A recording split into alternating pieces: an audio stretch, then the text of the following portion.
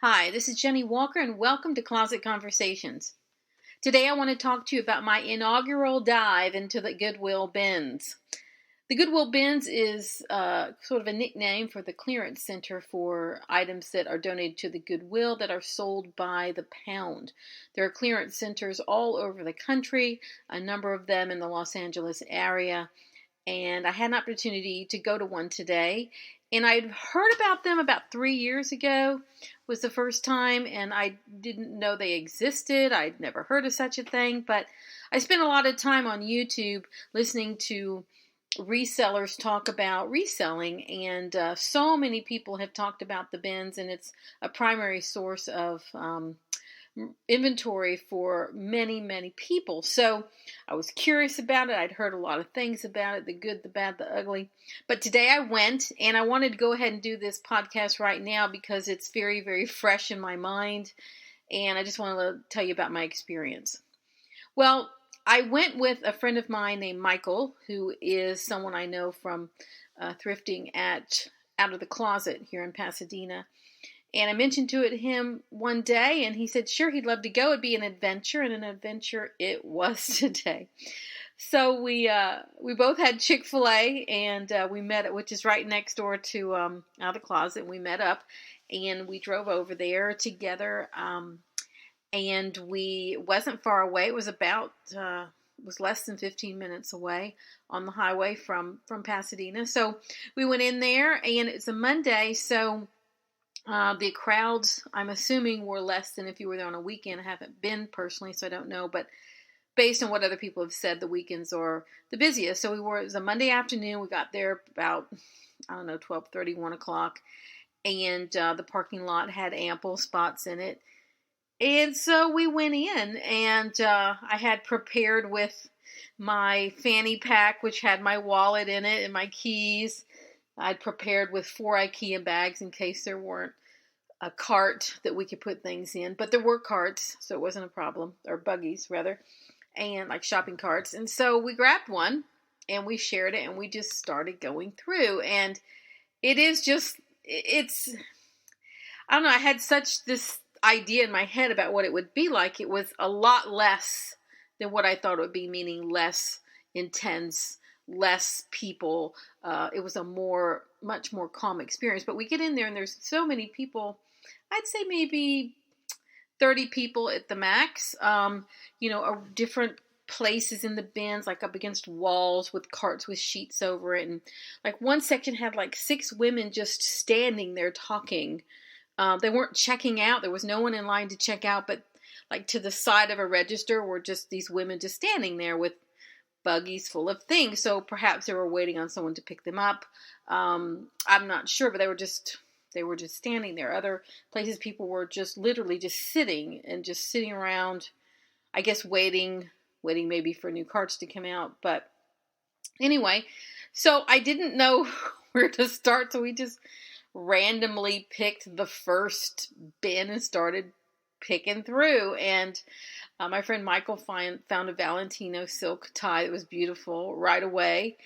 And so that was a good sign for him. And so he did really well. During the day. But I just started digging through. I had no idea what to expect. But I was surprised at how heavy the clothes were. Because even in these low bins, like things are all like twisted up and tangled around each other. So for example, men's ties might be wrapped around like a snake around, 4 other pieces of clothing. So you had to really dig through. And after going through a number of bins, my arms started to hurt. So you do get a literal workout of literally digging through these bins. And what I found myself doing was not digging too deep. I found myself just kind of looking on the first layer or two. Because we had limited time, I didn't see myself being so thorough with each one. So I just very quickly skimmed these bins to see, what I could find. And, it was all, the first thing I found was a Nike hoodie, which in the end I didn't buy because it was, had too many, not stains, but like, I don't know, it was bleached out or something on different parts. And I thought to myself, well, my first trip at the bins, I'm not going to buy something like this because this is going to be something I see a lot of. And the thing for me was, could I find anything different? Could I find anything really special in all of this clothes that was presented? And I think there was no strategy. We had no strategy at all. Just picked a random row and started going through. And I think the next trip over there will be a strategy, but we just started digging, and lots of the most random.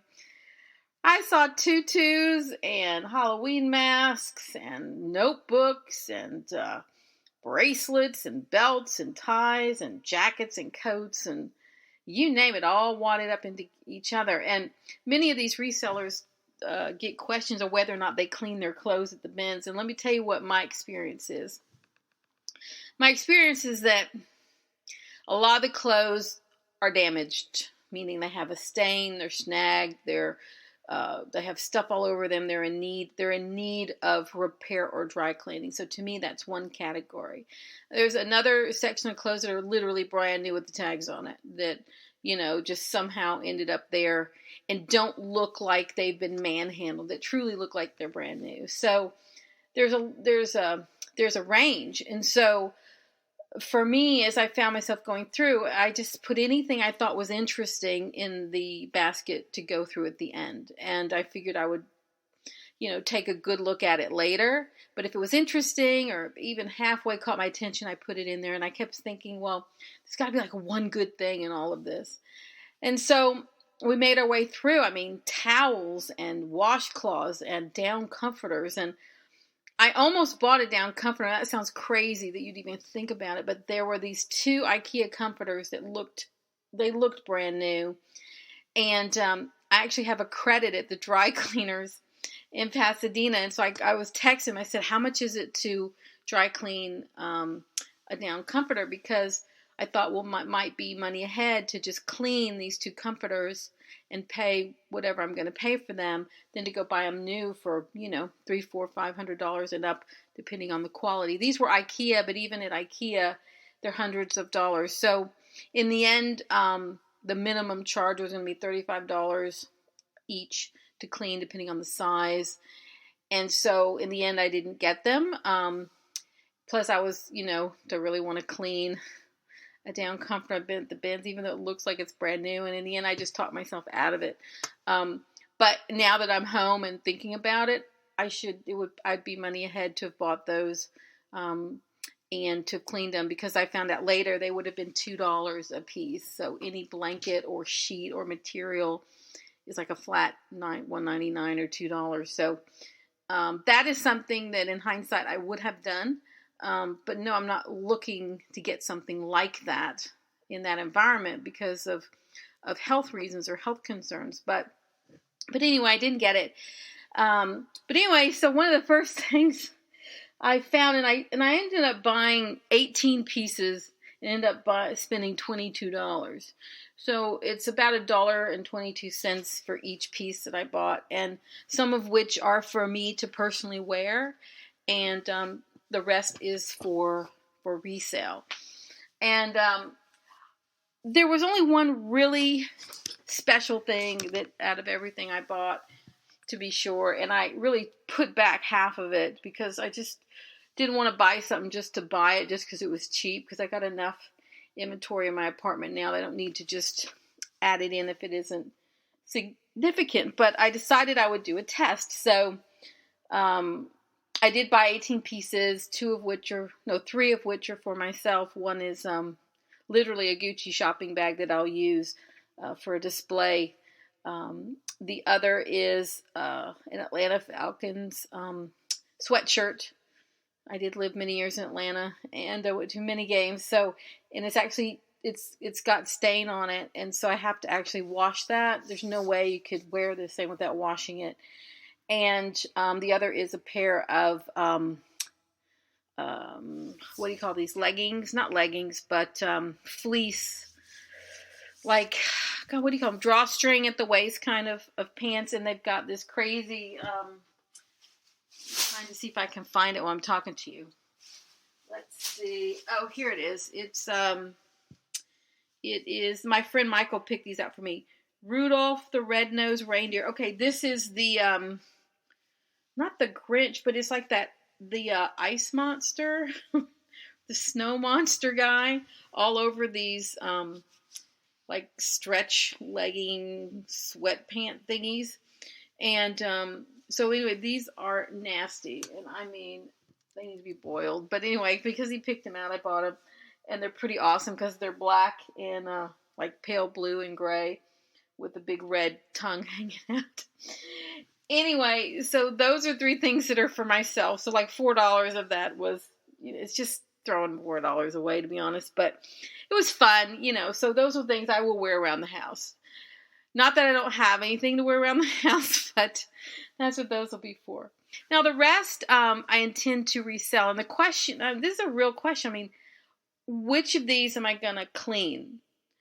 And I'm saying that on purpose because people are always talking about, do they clean, do they not clean? Well, I got a number of things that are brand new with the tags on it. I will not be cleaning those. That's the whole point, is that they're new. But there was one thing that I bought, this Donna Karan silk kind of bustier camisole kind of thing. It's got a small spot on it, and it's white with, I think, some black trim on it. That has to be cleaned. There's nothing I can do with it outside of that. So I'll definitely be cleaned. The rest of this, there's some what I call questionables in here, meaning, do you want to invest the money to dry clean it or not, which is going to up your cost. And when I went through all my things at the end, I had a whole stack of things. I'm like, I'm not going to invest money in cleaning X because there was no question it had to be clean. Like, it just had to be washed. It had to be dry cleaned. Like, something had to be done to this in order to rescue it from the bins and put it back in the market. And I am willing to do those things, but I wasn't willing to do those things with everything that I had pulled in. And so that was one of my big questions is it worth it to me to spend the money dry cleaning this or washing it in the washing machine in order to sell it? And there were at least 10 things I put back, and I'm like, no, I'm not going to pay to clean that. That's really not why I'm here. And so because it was my first time, I didn't know what to expect, and I'm just grabbing whatever I'm grabbing. I didn't really factor that in at the beginning. So at the end, when I'm realizing, do I really want to spend money dry cleaning this? Because dresses can be $14. Anything sort of, what do you call it? Bulky, like a comforter, or substantial. I mean, a jacket. I mean, the cheapest thing you can clean is a blouse, and it's still $6-7 at the average dry cleaner. So it has to be worth it. So the find of the day was by my friend Michael, who found this thing in the very bottom of a bin. One, because again, I wasn't digging to the bottom of anything, but he goes, is Missoni anything? Is Missoni something? I said, yeah, Missoni's a great brand. And so he said, well, I have this scarf. He said, I wasn't sure because it didn't feel like anything. I said, well, is it made in Italy? And he said, yes. She said, yes, it's something. So he handed it to me, and he found this beautiful Missoni scarf made in Italy. It's made of viscose, and it's like earth tones, like a brown and a taupe and a off-white. Beautiful, beautiful fringed long scarf. It's just gorgeous. And this was the find of the day. I mean, this thing cost $1.22. So that was, it looks brand new. And I guess no one saw it, or they didn't know what it was, but that really is the find of the day. And if I don't keep it for myself, resellers always talk about how they keep things for themselves. I can see why, because you didn't pay anything for it, and if you can use it, great, and if you can't, sell it. But it was the best piece. It's absolutely beautiful, and I look forward to seeing how that does. The piece that I'm going to dry clean is this beautiful silk Donna Karan DKNY kind of bustier top that's got embroidered flowers on the bottom. It's really, really stunning piece. I mean, I would have bought this anywhere that I saw it. for resale. And I love the fact that the colors are cohesive and go with everything else in my closet. So that is something that I will be dry cleaning, because you absolutely have to get that tiny stain out to maximize your money for that. It's absolutely beautiful. This is the wrong time of year for it, but it doesn't matter. I'll put it up anyway. I bought something by this brand called Postage, Postage or Postage Stamp. I think this is sold in Anthropologie. It's a beautiful silk blouse. It's pink with beige snails all over it. And the price on it, it says $10.99 in the Goodwill, and it says December 8th, 2018. So I guess they just, I don't know why it's priced and they have it so soon. But this thing is absolutely beautiful, draped. It's 100% silk. It's in amazing, brand new condition. I will not be dry cleaning that. I will steam it out. It looks perfect like it is. And it's a super cute print, so I feel like that's going to sell. Another piece I bought, and again, this is just random, because this is just a random mess at the bins. I bought a pair of Hudson denim shorts with some distressing on them. And I feel like this is the kind of thing I could probably get $15 for and call it a day. Again, I paid $1.22 for it. So those are summer items. So we'll see when that gets posted. Another item I bought is called Le Petite Collection. The sizing is Italian. It's a 40. I don't know this brand, but this is a beautiful wide leg, flat front velvet pant that's just, super relevant and wearable for right now. It's got pockets in it, and they look like they're brand new. Probably got worn once, ended up at the bins, so that'll go up. They will not be dry cleaned, but they will be steamed. The other thing I got is a Spanx black, I get a little, it looks like a tank top, and the lining inside it's a half lining that's black and white, kind of a tiger print.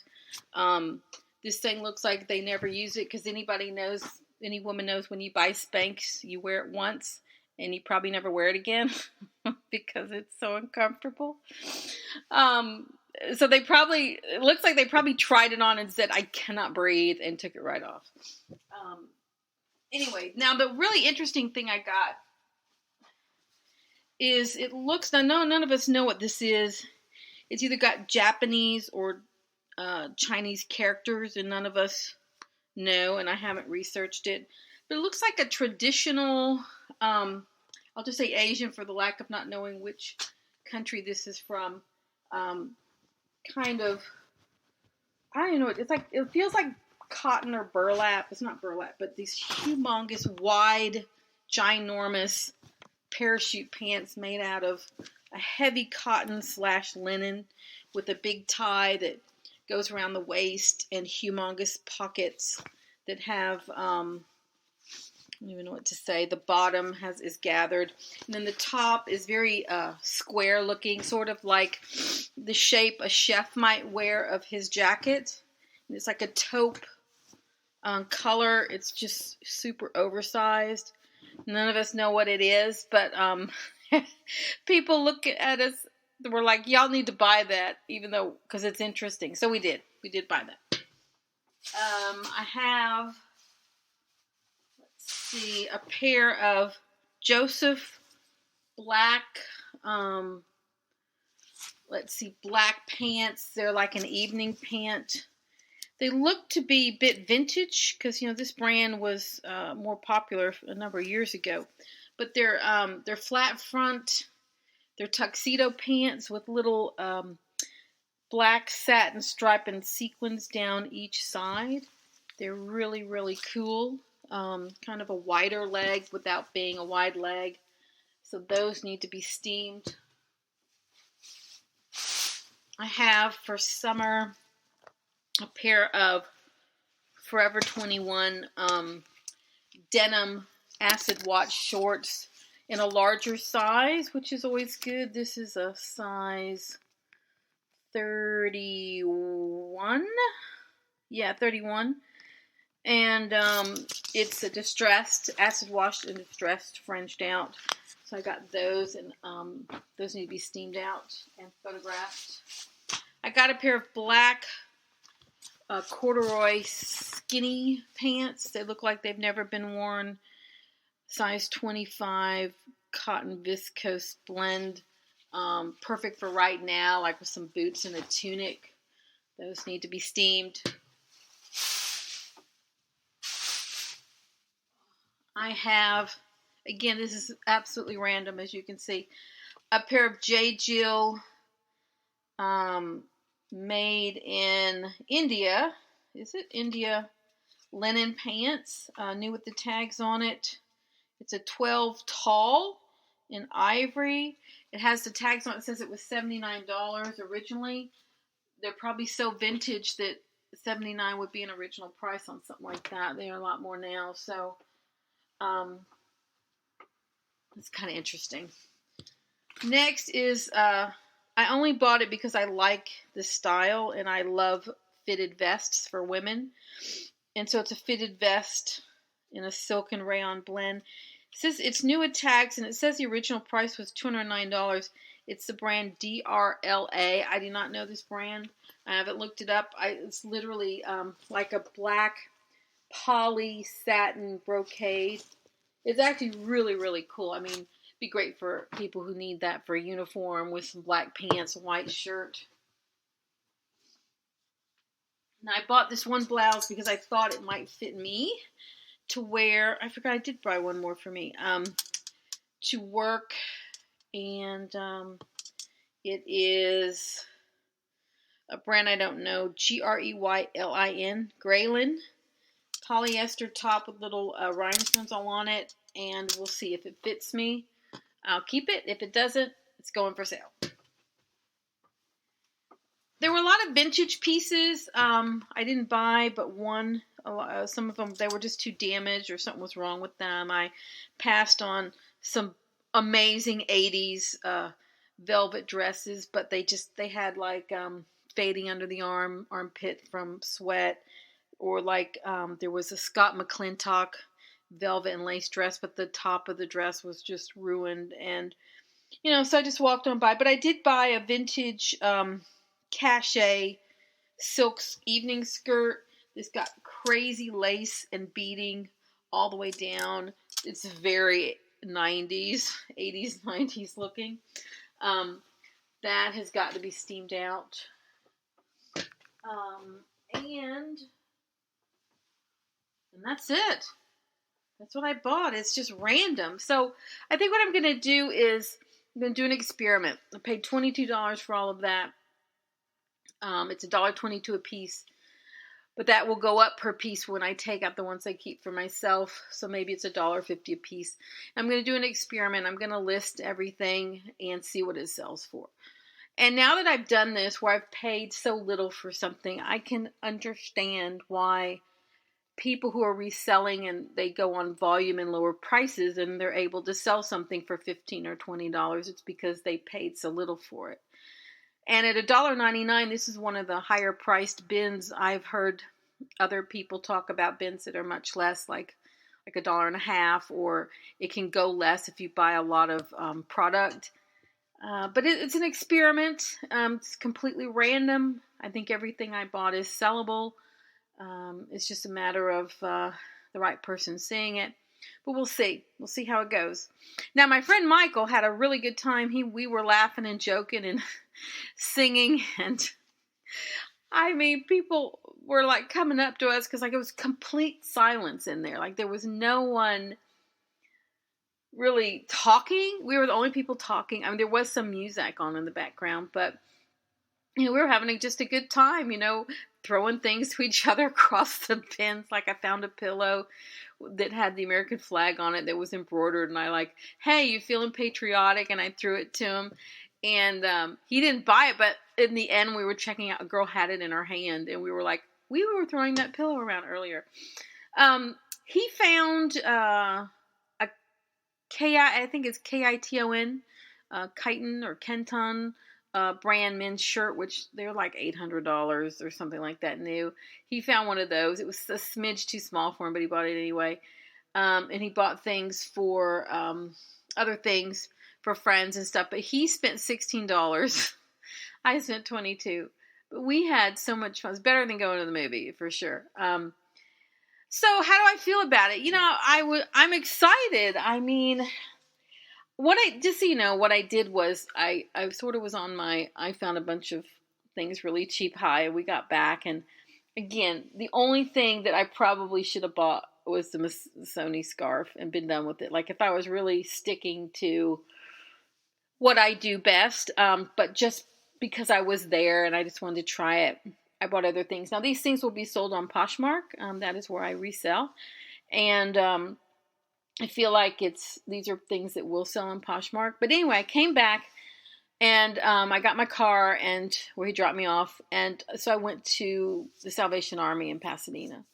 And I walked through, and it was interesting after having had that experience at the Benz. I was like, there is no way I would pay X amount for that. Like, I walked by a $14 blouse by Karen Kane, and I'm with, added date from the 80s.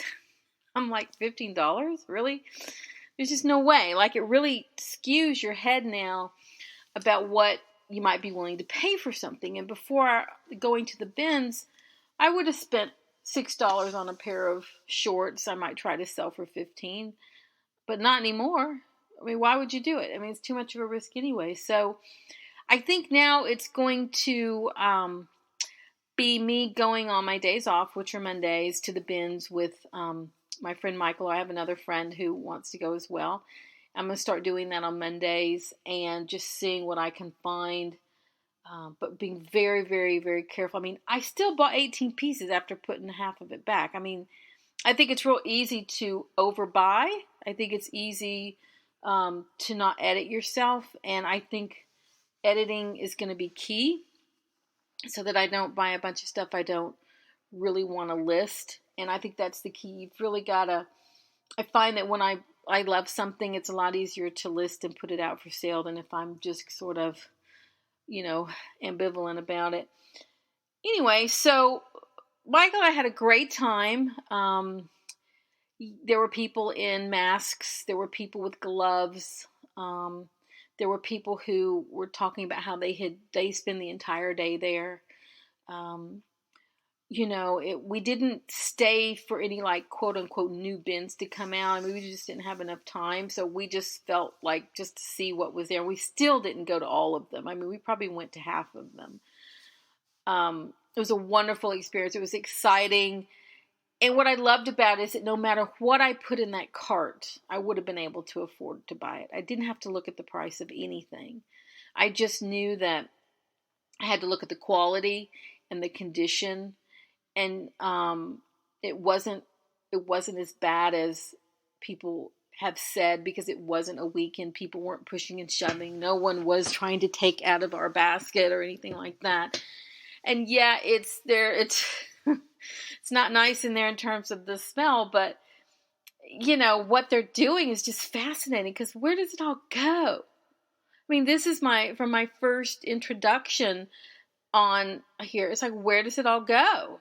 And when I went to the ladies' room and I got a chance to walk by two areas in the bins, one is where they have all the bins full of merch, but they've not yet put it out on the floor, kind of behind a big wall, but you can kind of see in. The other is the place before it gets to there, where it's just pallets and pallets and pallets stacked up.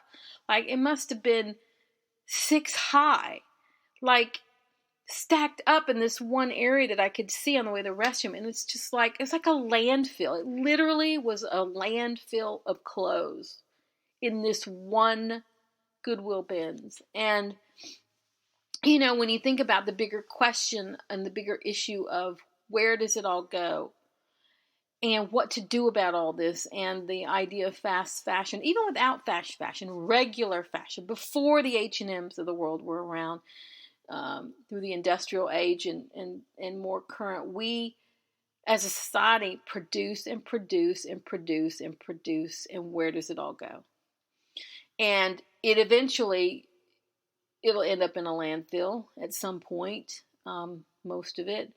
What isn't saved and picked out and preserved, either because it needs to be in a museum or there's been just a continual use for it. But it's a real problem, all this stuff. And, I love clothes, and that's kind of what got me into it. And I love the idea of rescuing something from the Goodwill bins and dry cleaning it or fixing it up, steaming it out, and putting it on its merry way into use again. Because the glut of what we've created on this planet is just mind-blowing. That this is one Goodwill bins in one location in LA.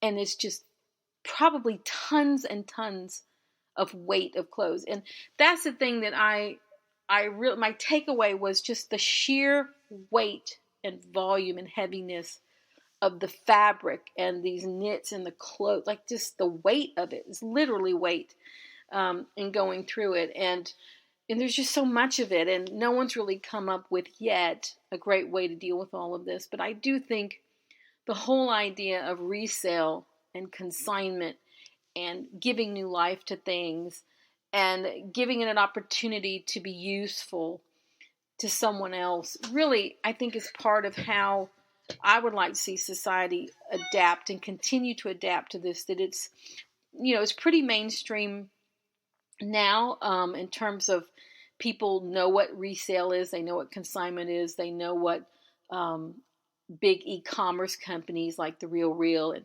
ThredUp have done for this industry. But there's just so much they're just scratching the surface, literally scratching the surface of what's out there. And that's why when some of those executives talk about the potential, it's really unlimited, because we've created so much, and the need to find a filtering system for what's already been made is so important. And these companies are a step in that direction. Sure, The Real is focusing on luxury, but it doesn't, whether it's Versace or H&M, it's the same issue as where does it go? Because when these things are produced and they're on the runway and it's the current season, and, some designer brand is, touting the latest and the newest, and it's thousands and thousands of dollars, that same item, unless it's a company that's destroying their clothes, like Louis Vuitton, is going to end up on sale, into the clearance, on the bargain rack, out to the outlet mall, and there's a cycle. And, it's the same item. It's the same beautiful piece of clothing that months earlier was the hottest thing in the world, worth thousands and thousands of dollars, but somehow that garment loses its respect and loses its desire and ends up at the end of this chain into something that is going to be wadded up in the super clearance sale that nobody wanted at the outlet mall, who eventually someone will buy and use and eventually donate to Goodwill, and it will end up at the bins. And then eventually, if it doesn't get sold at the bins, it will be sold by the pound and sent to some foreign country. And then eventually, if nothing comes of it, it will end up, who knows, in a landfill. And the cycle here, is something that I think as a country and as a world we have to think about. And I'm really excited that there are companies that are addressing this now. And whether, it's interesting. It's the same issue no matter how you want to talk about it. If you want to talk about the environmental impact, if you want to talk about the footprint of retail, if you want to talk about luxury brands, or you want to talk about the H&Ms of the world, it's all the same issue. And it really doesn't matter if you're Louis Vuitton or not, or you're the Gap. You're still creating product. You're creating a mass product. And I once saw this video on YouTube, and I could not believe it. It was some sort of, I'll call it an outlet or a discount place in Asia. I don't know where it was in Asia, to be honest. I don't remember, but it was like the Goodwill bins, but for designer goods. And I think part of what makes designer goods desirable and people are willing to pay a premium is the environment in which that item is kept. So you walk into a Louis Vuitton store, which I love Louis Vuitton, by the way. Believe me, they've gotten plenty of my money over the years. And they make a great product, and they care about their products because of the after service that they provide, and they want you to maintain it and, keep buying their product. I think it's wonderful. But this video that I saw on YouTube was literally a Goodwill bins type of place, like an outlet for all of this used designer stuff, because you have to ask yourself, where does it all go? All these bags that they've been cranking out with their coated canvas. I mean, I had my first Louis Vuitton bag in the 80s. My mother and I both went to Atlanta, Georgia, to the boutique, and we bought our Made in America versions. That same bag today, who knows where it is or where it ended up. But it's so interesting because they are just as guilty of creating a product and mass producing thousands and thousands and thousands of units over all these decades as the Gap. And the question of where it all goes, and back to what I was saying, is in this video, when you saw all of these used designer bags in one place, that's when it really hit you about the sheer volume of this stuff that's out there. And in the beginning, when eBay first came onto the scene, people were paying a premium for things. It's because you couldn't find them. Those days are over. It's now easy to find things. It's easy to acquire and buy things. So it's no longer difficult to get a pre-owned Louis Vuitton. I'll sell you a few right now. I got them in my consignment store. But the question then becomes, of the things that are pre-owned, which of the ones are the most desirable? Because some of this stuff has no real value anymore. And what makes it valuable is the environment. So I can get more for that same used piece of Louis Vuitton luggage or handbag in a luxury consignment booth than I could if that same bag was sitting in a Goodwill or sitting in a Salvation Army in a locked case because somebody donated it.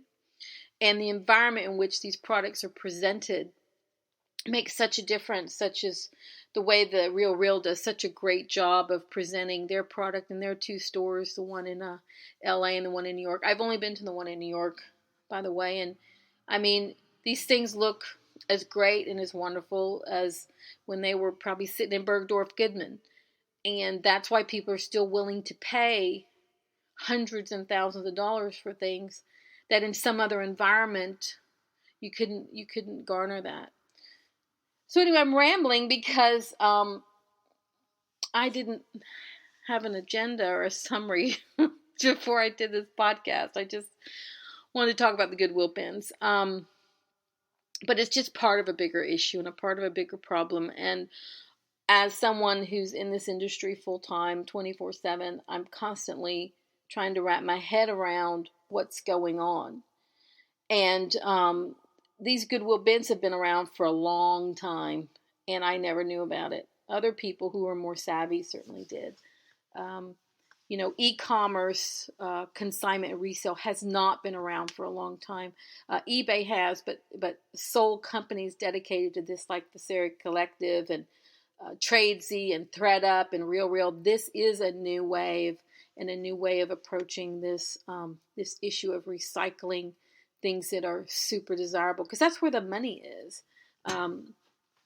ThreadUp is someone who went from using, I guess, focusing on lower priced items to creating this whole luxury, luxe as they call it, division, and focusing on designer brands, because the issue is not limited to items by the Gap. So as a sidebar, I will in a different podcast be talking about my experience with ThreadUp, because I have decided to test them out and consign with them with their Luxe program. And boy, do I have a lot to talk about already, but that's not what this podcast is for.